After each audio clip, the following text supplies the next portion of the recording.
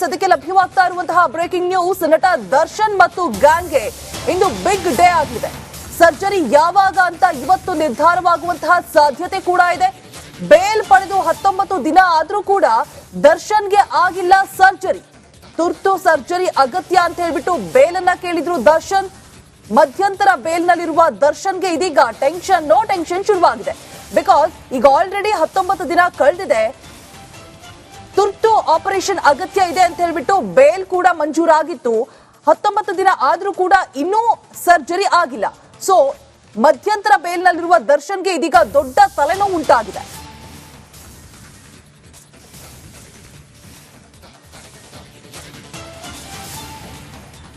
Surgery ಆಗ್ಲೇಬೇಕು, immediate ಆಗಿ ಬೆನ್ನು ನೋವಿದೆ ಅಂತ ಹೇಳ್ಬಿಟ್ಟು ದರ್ಶನ್ಗೆ ಬೇಲ್ ಬೇಕೇ ಬೇಕಂತ ಹೇಳ್ಬಿಟ್ಟು ಅರ್ಜಿಯನ್ನ ಹಾಕಿದ್ರು.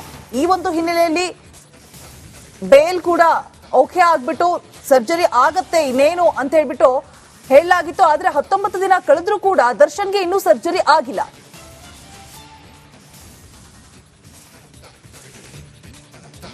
ಇನ್ನು ಮತ್ತೊಂದೆಡೆ ಇಂದು ಸುಪ್ರೀಂ ಕೋರ್ಟ್ಗೆ ಮೇಲ್ಮನವಿ ಸಲ್ಲಿಸುವಂತಹ ಸಾಧ್ಯತೆ ಕೂಡ ಇದೆ ಅಂತ ಹೇಳಲಾಗ್ತಾ ಇದೆ. ದರ್ಶನ್ ಜಾಮೀನು ರದ್ದತಿಗೆ ಮೇಲ್ಮನವಿ ಸಾಧ್ಯತೆ ಇದ್ದು ತನಿಖಾಧಿಕಾರಿಯ ಪರ ವಕೀಲರಿಂದ ಮೇಲ್ಮನವಿಯನ್ನ ಸಲ್ಲಿಸಲಾಗುತ್ತಂತೆ. ಹಿರಿಯ ವಕೀಲ ರಘುಪತಿಗೆ ಕೇಸ್ ಬಗ್ಗೆ ಎಸ್ಪಿಪಿ ಮಾಹಿತಿಯನ್ನು ಕೂಡ ನೀಡಿದ್ದಾರೆ. ಅಗತ್ಯ ದಾಖಲಾತಿ ಭಾಷಾಂತರ ಕಾರ್ಯ ಕೂಡ ಈಗ ಆಲ್ರೆಡಿ ಮುಕ್ತಾಯವಾಗಿರುವಂತದ್ದು. ದರ್ಶನ್ ಅಂಡ್ ಗ್ಯಾಂಗ್ಗೆ ಇವತ್ತು ಬಿಗ್ ಡೇ ಆಗಲಿದೆ. ದರ್ಶನ್ಗೆ ದೊಡ್ಡ ಟೆನ್ಷನ್ ಕೂಡ ಶುರುವಾಗಿರುವಂತದ್ದು. 19 ದಿನ ಈಗ ಆಲ್ರೆಡಿ ಕಳೆದಿದೆ. ತುರ್ತು ಸರ್ಜರಿ ಅಗತ್ಯ ಇದೆ ಅಂತ ಹೇಳ್ಬಿಟ್ಟು ಬೇಲ್ ಮಂಜೂರಾಗಿತ್ತು. ಆದ್ರೆ ಇನ್ನೂ ಕೂಡ ಸರ್ಜರಿ ಆಗಿಲ್ಲ. ಈ ಬಗ್ಗೆ ಹೆಚ್ಚಿನ ಡೀಟೇಲ್ಸ್ ಕೊಡೋದಕ್ಕೆ ನಮ್ಮ ಪ್ರತಿನಿಧಿ ಮಾದೇಶ್ ಲೈವ್ ನಲ್ಲಿ ಜಾಯಿನ್ ಆಗ್ತಾ ಇದ್ದಾರೆ. ಎಸ್ ಮಾದೇಶ್, ತುರ್ತು ಸರ್ಜರಿ ಅಗತ್ಯ ಇದೆ ಅಂತ ಹೇಳ್ಬಿಟ್ಟು ಬೇಲ್ ಮಂಜೂರಾಗಿತ್ತು, ಇನ್ನೂ ಕೂಡ ಸರ್ಜರಿ ಆಗಿಲ್ಲ. ಇದೊಂದು ದೊಡ್ಡ ತಲೆನೋವಾಗುತ್ತೆ. ಇದರಿಂದ ಏನಾದ್ರೂ ಪ್ರಾಬ್ಲಮ್ ಆಗುತ್ತೆ? ಯಾವಾಗ ಸರ್ಜರಿ ಆಗುತ್ತೆ? ಈ ಬಗ್ಗೆ ಹೆಚ್ಚಿನ ಡೀಟೇಲ್ಸ್ ಕೊಡೋದಾದ್ರೆ ಮಾದೇಶ್.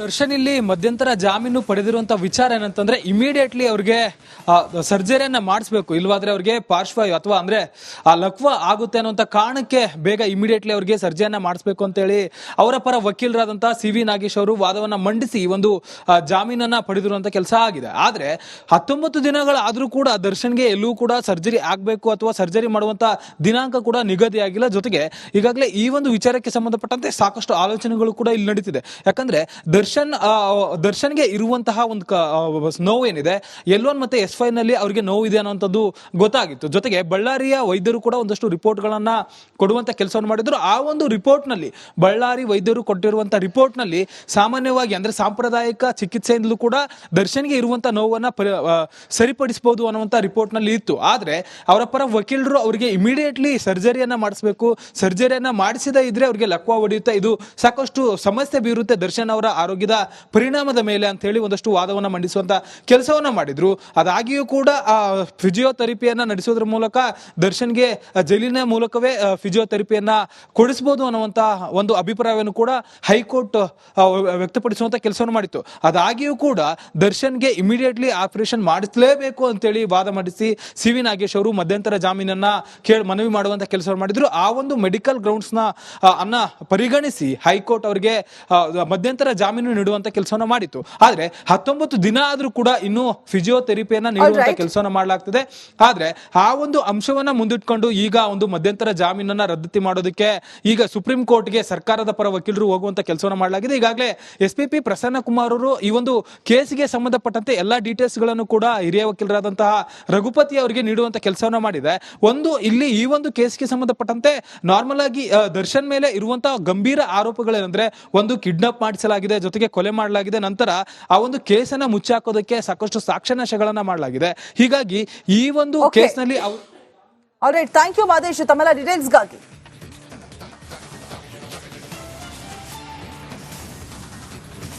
ಅದಕ್ಕೆ ಲಭ್ಯವಾಗ್ತಾ ಇರುವಂತಹ ಬ್ರೇಕಿಂಗ್ ನ್ಯೂಸ್. ನಟ ದರ್ಶನ್ ಮತ್ತು ಗ್ಯಾಂಗ್ಗೆ ಇಂದು ಬಿಗ್ ಡೇ ಆಗಿದೆ. ಸರ್ಜರಿ ಯಾವಾಗ ಅಂತ ಇವತ್ತು ನಿರ್ಧಾರವಾಗುವಂತಹ ಸಾಧ್ಯತೆ ಕೂಡ ಇದೆ. ಬೇಲ್ ಪಡೆದು 19 ದಿನ ಆದ್ರೂ ಕೂಡ ದರ್ಶನ್ಗೆ ಆಗಿಲ್ಲ ಸರ್ಜರಿ. ತುರ್ತು ಸರ್ಜರಿ ಅಗತ್ಯ ಅಂತ ಹೇಳ್ಬಿಟ್ಟು ಬೇಲನ್ನ ಕೇಳಿದ್ರು ದರ್ಶನ್. ಮಧ್ಯಂತರ ಬೇಲ್ನಲ್ಲಿರುವ ದರ್ಶನ್ಗೆ ಇದೀಗ ನೋ ಟೆನ್ಷನ್ ಶುರುವಾಗಿದೆ. ಬಿಕಾಸ್ ಈಗ ಆಲ್ರೆಡಿ 19 ದಿನ ಕಳೆದಿದೆ. ತುರ್ತು ಆಪರೇಷನ್ ಅಗತ್ಯ ಇದೆ ಅಂತ ಹೇಳ್ಬಿಟ್ಟು ಬೇಲ್ ಕೂಡ ಮಂಜೂರಾಗಿತ್ತು. 19 ದಿನ ಆದ್ರೂ ಕೂಡ ಇನ್ನೂ ಸರ್ಜರಿ ಆಗಿಲ್ಲ. ಸೊ ಮಧ್ಯಂತರ ಬೇಲ್ನಲ್ಲಿರುವ ದರ್ಶನ್ಗೆ ಇದೀಗ ದೊಡ್ಡ ತಲೆನೋವು ಉಂಟಾಗಿದೆ.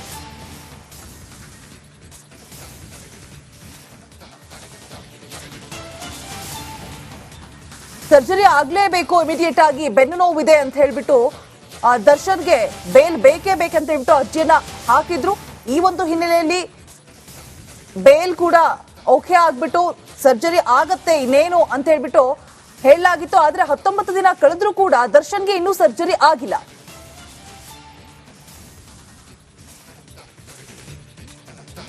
ಇನ್ನು ಮತ್ತೊಂದೆಡೆ ಇಂದು ಸುಪ್ರೀಂ ಕೋರ್ಟ್ಗೆ ಮೇಲ್ಮನವಿ ಸಲ್ಲಿಸುವಂತಹ ಸಾಧ್ಯತೆ ಕೂಡ ಇದೆ ಅಂತ ಹೇಳಲಾಗ್ತಾ ಇದೆ.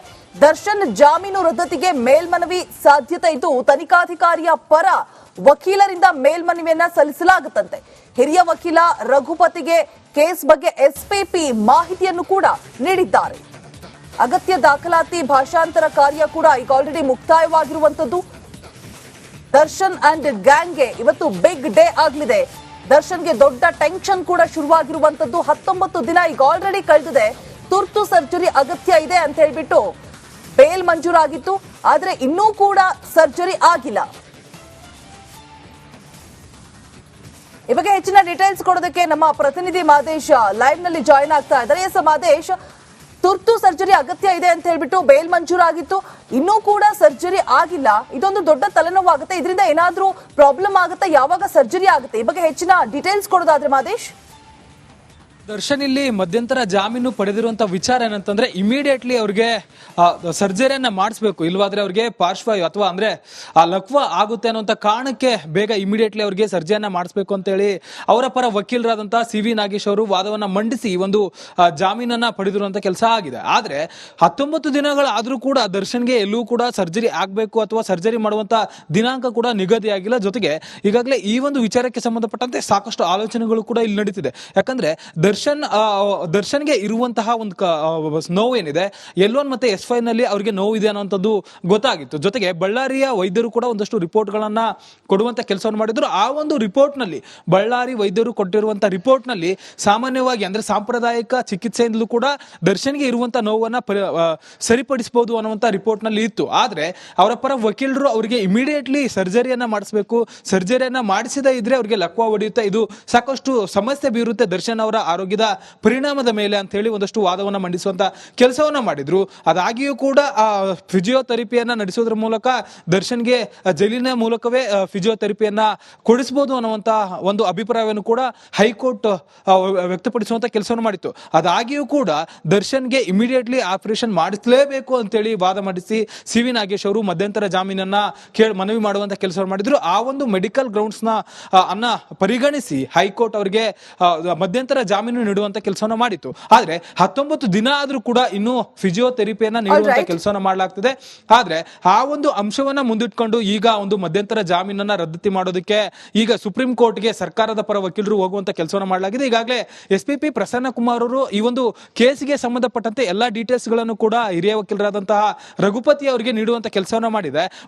ಇಲ್ಲಿ ಈ ಒಂದು ಕೇಸ್ಗೆ ಸಂಬಂಧಪಟ್ಟಂತೆ ನಾರ್ಮಲ್ ಆಗಿ ದರ್ಶನ್ ಮೇಲೆ ಇರುವಂತಹ ಗಂಭೀರ ಆರೋಪಗಳೇನೆಂದ್ರೆ ಒಂದು ಕಿಡ್ನಾಪ್ ಮಾಡಿಸಲಾಗಿದೆ, ಜೊತೆಗೆ ಕೊಲೆ ಮಾಡಲಾಗಿದೆ, ನಂತರ ಆ ಒಂದು ಕೇಸನ್ನ ಮುಚ್ಚಾಕೋದಕ್ಕೆ ಸಾಕಷ್ಟು ಸಾಕ್ಷ್ಯಾಧಾರಗಳನ್ನ ಮಾಡಲಾಗಿದೆ. ಹೀಗಾಗಿ ಈ ಒಂದು ಕೇಸ್ನಲ್ಲಿ ಆಲ್ರೈಟ್, ಥ್ಯಾಂಕ್ ಯು ಮಾದೇಶ್ ತಮ್ಮೆಲ್ಲ ಡೀಟೇಲ್ಸ್ಗಾಗಿ.